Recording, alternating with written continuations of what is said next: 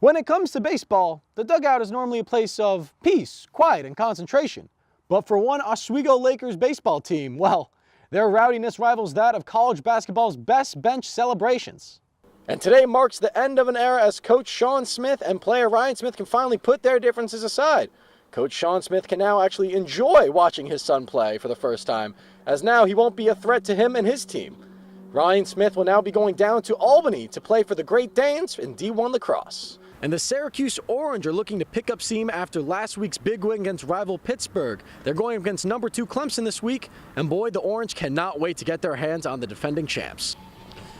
They're calling this game a Winter Classic in mid-April here at CNS High School, where the North Stars took on the undefeated Baldwinsville Bees. And well, as you can see in front of me, there's been snow on the ground. The fans are sick of it, and the players are, well, sick of playing in it. The Krause-Simmons Trophy on the line tonight as Syracuse take on rival Hobart. The men's lacrosse team has done pretty well for themselves so far, going up 7-1 against the Statesmen. Syracuse has been led by their defense and, of course, their goalie, Don Madonna, who's had more than his fair share of saves tonight so far. There's still a half to play, but if Hobart's going to make a change, they're going to have to do it soon.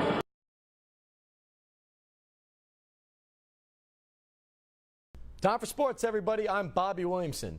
Somehow, in the last week or so, Alex Rodriguez has turned into a sympathetic figure. You wanted to play third base, the Yankees said no. You wanted to be an everyday player, and the Yankees still said no.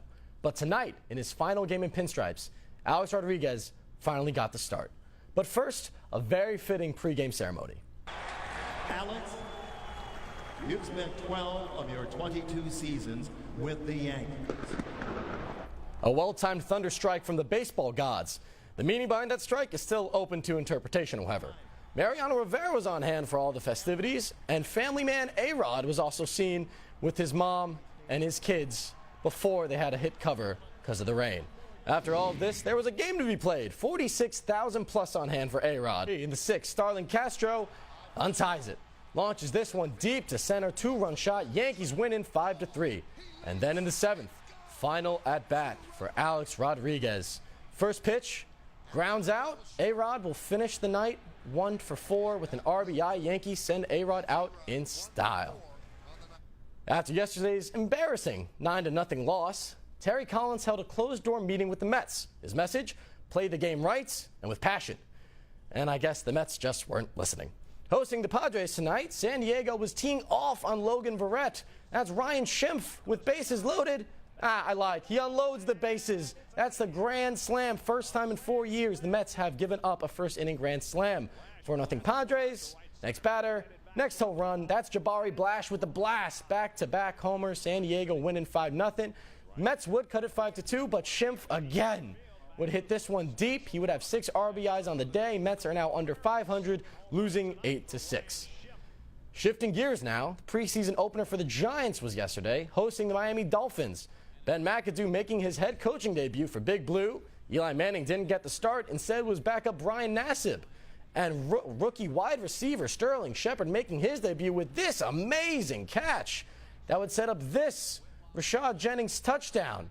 Very nice, Big Blue. The Giants would go on to lose, however, to Miami. They are in Buffalo next week. Day 7 of the Olympic Games from Rio, and the U.S. men's basketball team survives against Serbia by just 3 points. The women's team beats Canada by a walloping 30, and Michael Phelps, well, he won another medal. But it wasn't a gold. 100-meter butterfly, Joseph Schooling takes down Phelps and wins the gold. Phelps wins the silver in a 3-way tie. 800-meter freestyles Katie Ledecky breaks her own world record and wins by 11 seconds. But no such luck for the U.S. women's soccer team, as they are eliminated by Sweden in a 4-3 shootout. That's a look in sports. I'm Bobby Williamson. And now, NBC3 Sports, brought to you by Karuba Collation.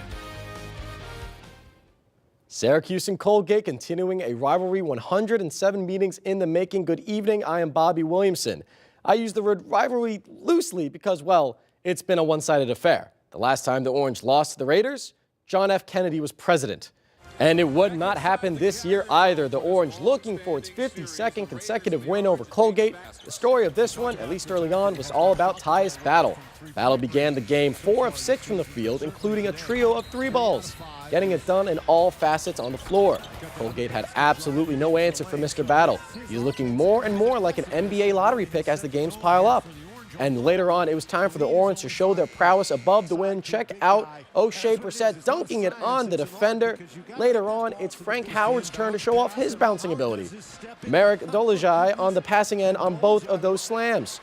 But Colgate would not go away. This 3-ball cut the Orange lead to only 7. Sean O'Brien dials up the 3. The Raiders shot 40% from downtown, but the Orange would never let this one get away. Frank Howard making a huge jump in his junior season, extending the lead to 10 points. The Orange was tested, but in the end, do not flinch. Syracuse wins 72-58. It's Thursday, time for this week's Toyota High School Athlete of the Week.